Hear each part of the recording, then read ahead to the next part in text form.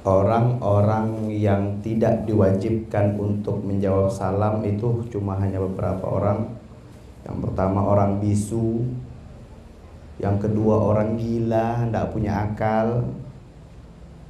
Kita yang hadir di sini ada yang bisu? Ada yang bisu apa enggak? Ada yang tidak ada akal? Ada akal semua? Maka hukum menjawab salam adalah Assalamualaikum warahmatullahi ta'ala wabarakatuh.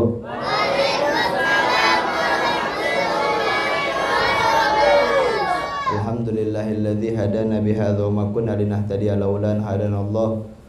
Allahumma salli wa sallim wa karrim wa majid wa azim ala sayyidina wa habibina wa nuri qulubina wa habibina Mustafa Maulana Muhammad sallallahu alaihi wasallam.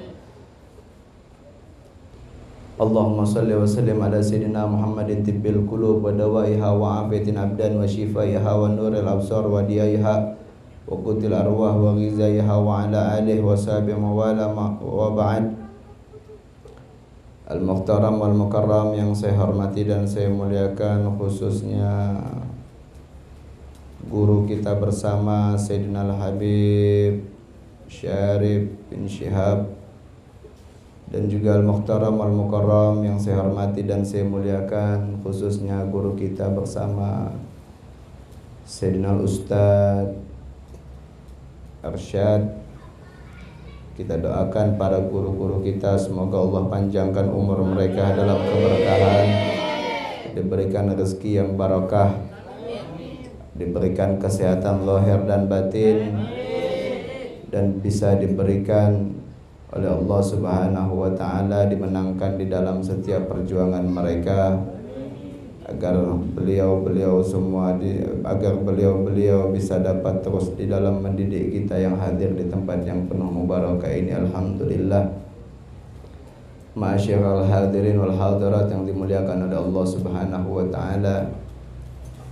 Jadi Ustaz Arsyad tadi sudah menjelaskan bagaimana metode-metode dakwah yang diajarkan oleh Nabi besar Muhammad sallallahu alaihi wasallam, yang dimana beliau tadi telah menjelaskan bagaimana cara dakwah yang arif dan bijak, yang dimana ketika kita berdakwah ingin menyampaikan hukum hakam syariat, ingin menyampaikan perkara-perkara ayat-ayat Allah Subhanahu wa ta'ala dengan cara metode dakwah, maka tuntutan kita ketika menyampaikannya itu dengan cara yang lemah lembut, yang sebagaimana diajarkan oleh Nabi besar Muhammad sallallahu alaihi wasallam. Akan tetapi di dalam metode dakwah, di dalam metode tabligh, di dalam menyampaikan kebenaran itu terbagi menjadi tiga. Itu terbagi menjadi berapa?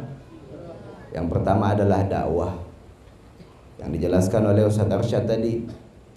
Dakwah itu harus lemah lembut, santun. Dakwah itu harus arif dan bijak. Itu dakwah, sebagaimana seperti yang dilakukan oleh ormas-ormas Islam seperti NU. Mereka itu metode cara menyampaikannya dengan cara dakwah. Dakwah ketika mereka ingin mengubah suatu kaum, maka mereka harus masuk di dalam kaum tersebut untuk mengubahnya. Nah, itu metode dakwah. Seperti Al-Khairat pusatnya di Palu. Nah, itu metodenya dakwah. Akan tetapi yang pertama adalah metode dakwah. Akan tetapi yang kedua, sebagaimana Rasul sallallahu alaihi wasallam tadi, yang pertama di metode dakwah tadi, sebagaimana Rasul sallallahu alaihi wasallam ketika beliau, yang dijelaskan tadi, ketika beliau sedang berdakwah di kampung Taif. Oh, di situ sangat luar biasa hadirin, sangat luar biasa. Karena kenapa? Dakwahnya Rasul sallallahu alaihi wasallam di kampung Taif itu, ketika Rasul sallallahu alaihi wasallam sedang berpidato, ketika Nabi Muhammad SAW sedang menyampaikan ceramahnya, sedang menyampaikan tausiahnya, itu pembesar-pembesar Taif itu memerintahkan anak-anak kecil untuk melempar baginda Nabi besar Muhammad SAW. Ada di antara mereka yang melempar Nabi Muhammad dengan sendal, ada di antara mereka yang melempar dengan Nabi Muhammad dengan kotoran, ada juga di antara anak-anak kecil tersebut melempar Nabi Muhammad dengan sebongkah batu yang besar, sehingga dengan kerasnya lemparan tersebut mengenai daripada pelipis baginda Rasul Sallallahu Alaihi Wasallam, sehingga membuat Rasul Sallallahu Alaihi Wasallam terpental, sehingga membuat Nabi Muhammad Sallallahu Alaihi Wasallam terpental ke belakang, saking kerasnya lemparan tersebut dengan batu yang begitu besar.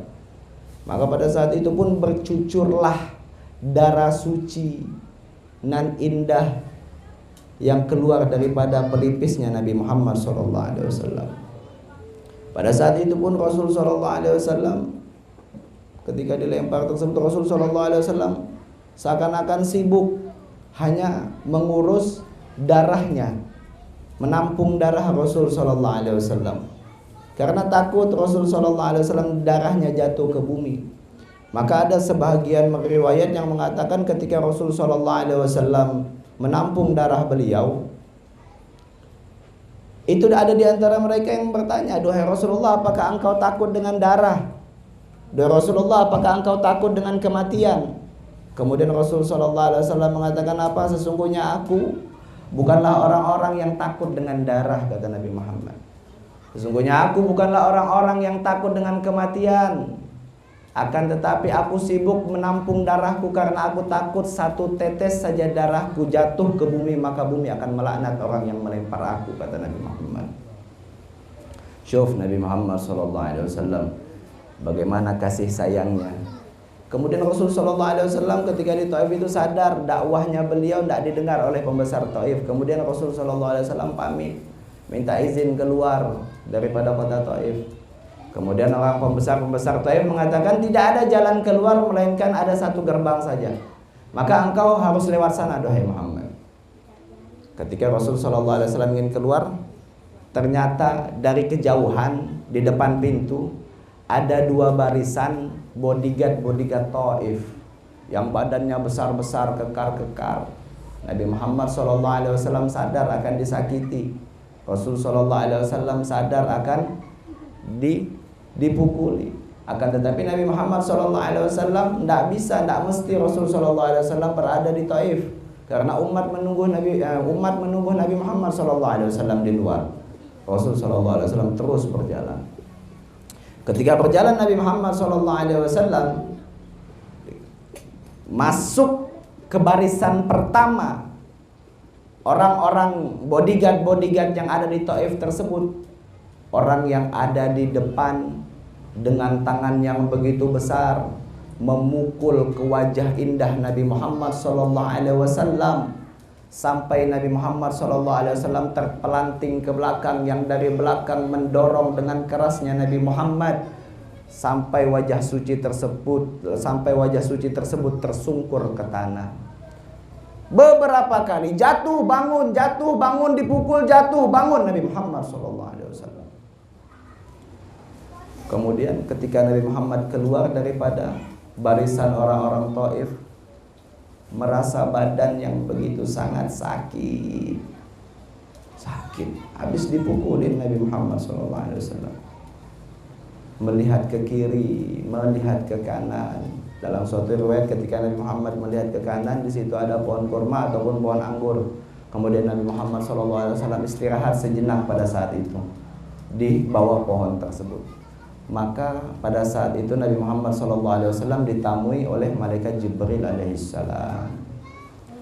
Begitu ditamui oleh malaikat Jibril, kemudian Jibril pun mengatakan, "Duhai Rasulullah, sungguh mereka telah melampaui batas." Diam Nabi Muhammad SAW. "Duhai Rasulullah, sungguh mereka telah berlebihan, duhai Rasulullah." Diam Nabi Muhammad SAW.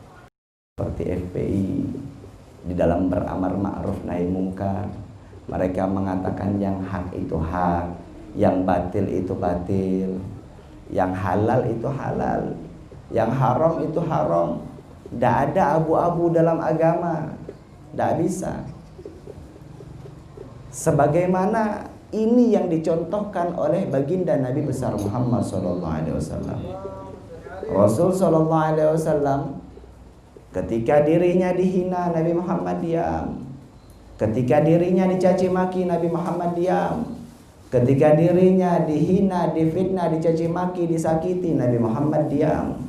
Akan tetapi kalau sudah ada sangkut pautnya dengan Allah, dengan Islam, dengan orang-orang munafik, tak ada satu orang pun yang berani menghadang kemarahannya baginda Nabi besar Muhammad SAW. Contohnya di mana? Ma'ruf masjid dirar. Masjid, bukan gereja. Masjid yang mereka pergunakan orang-orang munafik untuk memecah belah umat. Kemudian Rasul SAW perintahkan Sayyidina Ali dengan sahabat yang lainnya, hancurkan itu masjid, rubuhkan itu masjid, bakar itu masjid, kata Nabi Muhammad SAW. Kurang tegas apa Nabi Muhammad SAW? Itu hisbah. Rasul SAW ketika marah, ketika Rasul SAW sedang menyampaikan khutbah, dalam suatu riwayat dikatakan bil ma'na, ketika Rasul SAW sedang menyampaikan khutbahnya, ketika Rasul SAW sedang menyampaikan ceramahnya, khutbah Jumatnya, ketika Rasul SAW membahas tentang mana halal, mana haram, mana hak, mana batil, fa'ahmar wajhahu, itu wajahnya Nabi Muhammad sampai memerah, matanya Nabi Muhammad sampai memerah, dan suaranya Nabi Muhammad sampai sangat tinggi, sangat lantang suaranya Nabi Muhammad SAW. Itu yang dicontohkan oleh Nabi Muhammad SAW.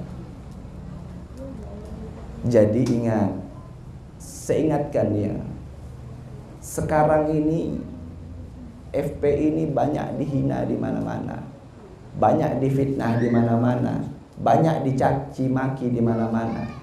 Hati-hati, jangan sampai khususnya Imam besar Habibana Rizik bin Husain bin Syihab, itu luar biasa teror dari yang beliau dapat, hadirin, sangat luar biasa.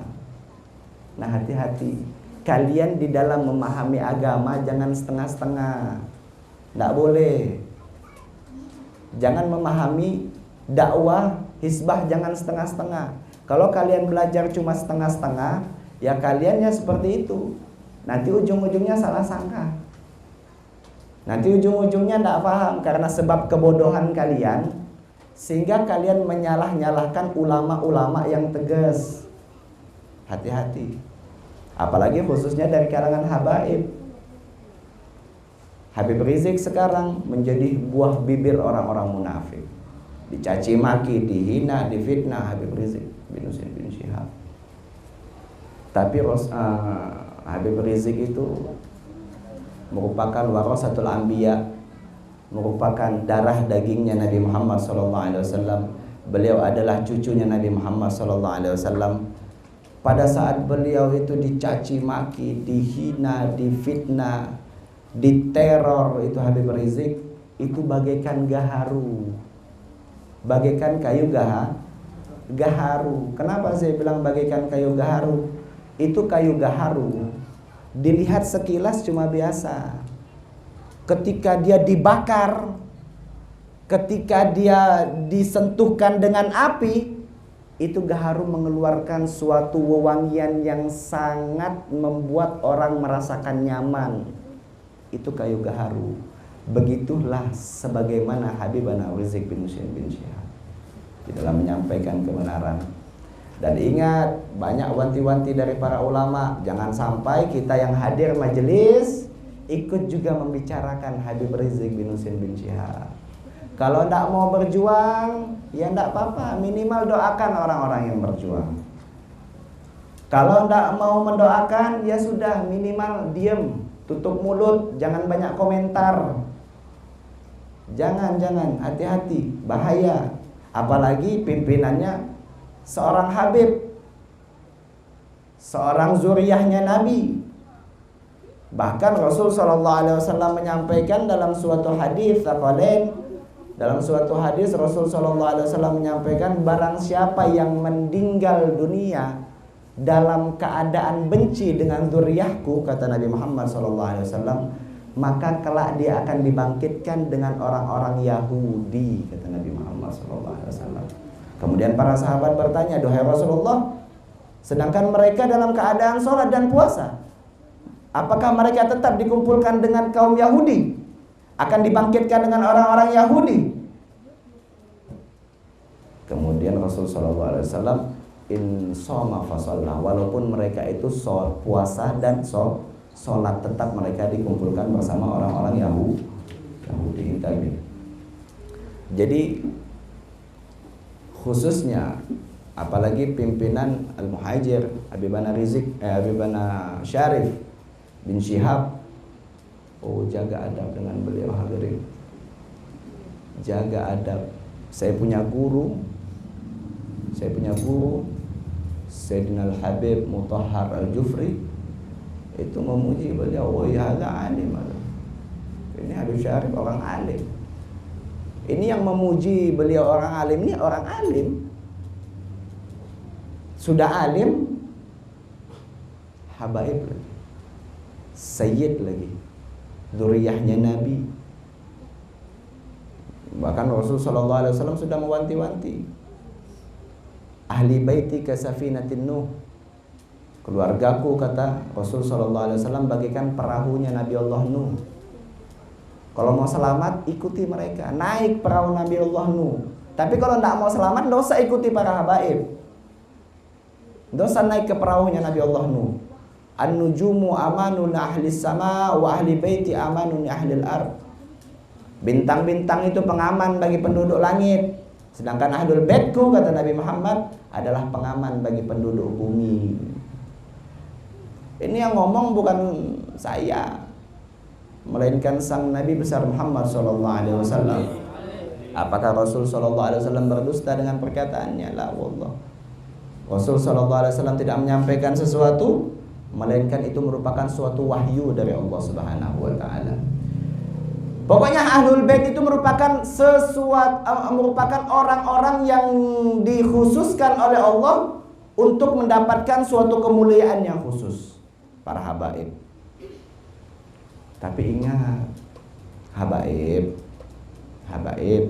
ini kalau ada habaib di sini nih, habaib ketika diberikan kemuliaan oleh Allah Subhanahu wa taala, bukan membuat kalian menjadi busung dada, sombong. Hati-hati. Saya menjelaskan tentang keutamaan ahlul bait bukan ingin membangga-banggakan mereka, enggak. Kenapa? Saya ingin membuat mereka sadar bahwasanya mereka memiliki emban yang sangat besar, tanggung jawab yang sangat besar kepada datunya Nabi Muhammad SAW. Bahkan dalam suatu perkataan dikatakan itu habaib itu keluarganya Nabi Muhammad SAW, ketika mereka berbuat kesalahan, berbuat dosa, itu dihitung 2 kali lipat daripada orang lain. Ikutlah datuk kalian, jalur daripada datuk kalian, duhai para habaib. Jangan mau cari jalur lain, jangan. Ikutlah jalur aslaf. Sayyidina Ali Ba'alawi, Abdullah bin Alwi Al-Haddad.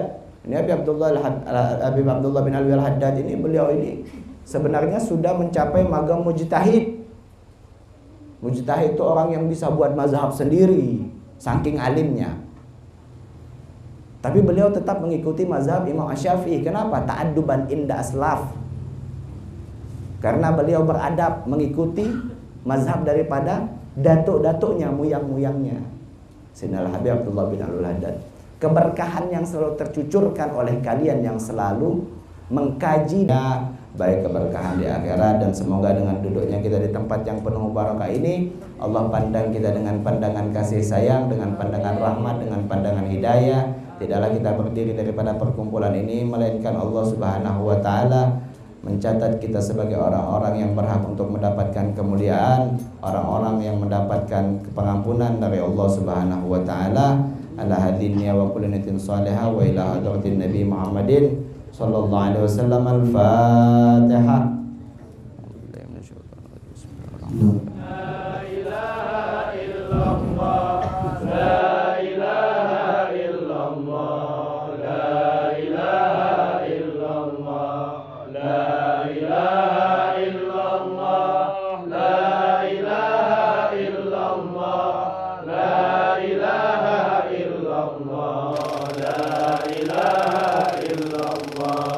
La ilaha